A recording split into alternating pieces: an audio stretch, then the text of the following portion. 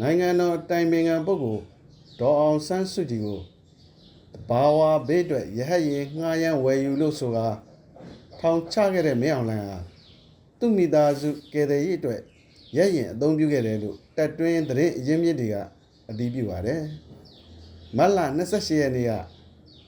နေပြည်တော်မှာငလျင်လှုပ်ပြီးနောက်အာဏာသိမ်းစစ်ကောင်းဆောင်မင်းအောင်လှိုင်ရဲ့နေအိမ်ထိခိုက်ခဲ့တာကြောင့်နေပြည်တော်ရောက်နေတဲ့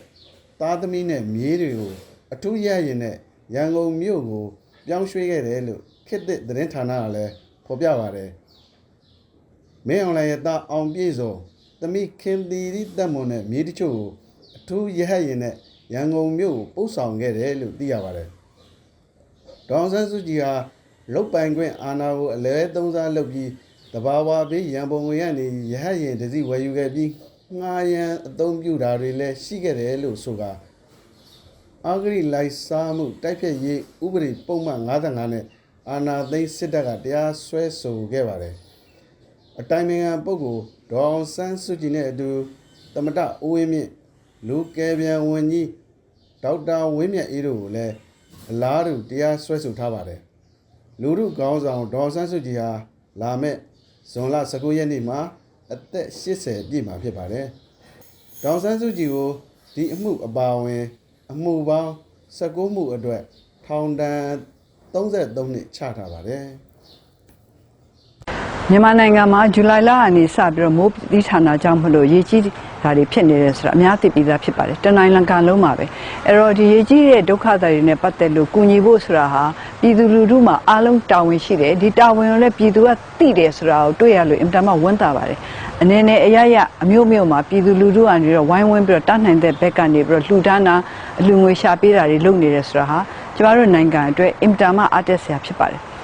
အခုဆိုလို့ရှိရင်ကျမတို့မျိုးသားဒီမိုကရေစီအဖွဲ့ချုပ်ကဒေါ်ခင်ကြည်ဖောင်ဒေးရှင်းနဲ့ပူးပေါင်းပြီးတော့တနိုင်ငံလုံးမှာတတ်နိုင်တဲ့လောက်ရေကြီးဒုက္ခသည်တွေကိုအကူအညီပေးနေပါတယ်ပထမအပိုင်းမှာတော့အရေးပေါ်ပေါ့နော်ခွန်ကြီးအရေးပေါ်အကူအညီပေးရပါတယ်အခုနောက်လိုက်လာမှာတော့ပြန်လည်ထူထောင်ရေးအရေးပေါ်အကူအညီပေးတဲ့အချိန်မှာတော့လူတွေကစိတ်ဝင်စားနဲ့လုပ်ပေးမယ်ဆိုတာအမှန်ပါပဲဆက်ပြီးတော့ရေရှည်မှာလုပ်ရတဲ့ပြန်လည်ထူထောင်ရေးအတွက်အင်မတန်မှအရေးကြီးတဲ့စီမံကိန်းတွေကျမတို့ချဖို့လိုပါတယ်ဒါကြောင့်မလို့ကျမအနေနဲ့ပြည်သူလူထုရဲ့ဝိုင်းပြီးတော့ကူညီတဲ့အထက်မှာအရေးကြီးဆုံးဖြစ်တဲ့မှန်ကန်တဲ့သတင်းအချက်လက်တွေကိုပို့ပေးဖို့ဖြစ်ပါတယ်ဒီသတင်းချက်လက်တွေကိုမြို့အလိုက်ရွာအလိုက်တတ်နိုင်သမျှကျမတို့နေက NLD တွေကနေတဆင့်ပြီးပို့ပေးပါလို့ကျမအနေနဲ့မေတ္တာရပ်ခံချင်ပါတယ်ဒီသတင်းချက်လက်တွေကိုအခြေခံပြီးမှကျမတို့ဟာတနိုင်ငံလုံးရဲ့ပြန်လည်ထူထောင်ရေးနဲ့ပတ်သက်တဲ့လိုအပ်ချက်တွေကိုစဉ်းစားပြီးတော့စီမံကိန်းချဖို့ဖြစ်ပါတယ်ဒါဟာတော့အဓိကပေါ့နော်ကျမတို့နိုင်ငံရဲ့ပြန်လည်ထူထောင်ရေးအတွက်လုပ်ပေးရမှာဟာအစိုးရရဲ့တာဝန်ဖြစ်တယ်ဆိုတာတော့ထူးထူးထွေထွေပြောဖို့မလိုပါဘူးဒါပေမဲ့လည်းကျမတို့အနေနဲ့တတ်နိုင်သမျှကိုတနိုင်တစ်ပိုင်းပြည်သူလူထုကိုကူညီကြပါတယ်အရေးပေါ်ကူညီတဲ့အခါမှာလည်းတော်တော်ကျမတို့ရဲ့လူငယ်တွေရဲ့ဝိုင်းဝန်းပံ့ပိုးမှုနဲ့အောင်မြင်ဖြစ်နိုင်ခဲ့ပါအောင်မြင်လုပ်နိုင်ခဲ့ပါတယ်အင်မတန်မှဝေးလံခေါင်တီးပြီးတော့ကူညီပေးဖို့ခက်တဲ့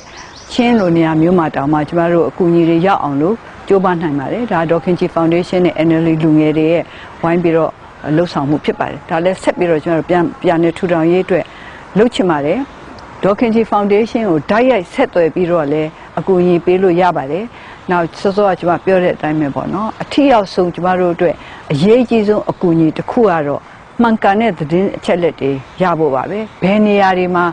ဘယ်လိုအခက်အခဲတွေဖြစ်နေတယ်ဘယ်လိုအကူအညီတွေလိုနေတယ်ဆိုတာကျမတို့သိဖို့လိုပါတယ်အဲ့လိုသိမှသာလျှင်တကယ်လိုအပ်တဲ့နေရာကိုလိုအပ်တဲ့အကူအညီတွေကိုပို့နိုင်မှာဖြစ်ပါတယ်အခုဆိုလို့ရှိရင်ဒီနေ့ဆိုရင်ကျမတို့အေယာဝတီတိုင်းညောင်တုံးဘက်ကိုအသက်ကယ်လှေ3စီးပို့လိုက်ပါပြီနောက်အစီး300အထိပို့ဖို့အစီအစဉ်ရှိပါတယ်နောက်ကျမတို့တက်ကယ်အင်ဂျီတွေလည်းပို့ပါမယ်နောက်ရေသန့်နဲ့ဓာတ်စားရည်စသဖြင့်ပေါ့နော်ကျမကြီးနဲ့တက်ဆိုင်တဲ့ပစ္စည်းတွေလည်းပို့ပါမယ်ဆန်တွေကတော့ကျမတို့အခုတည်းကကြိုတင်ပြီးတော့ ARB တိုင်းမှာဆန်တွေကတော့လုံလောက်ကျမတို့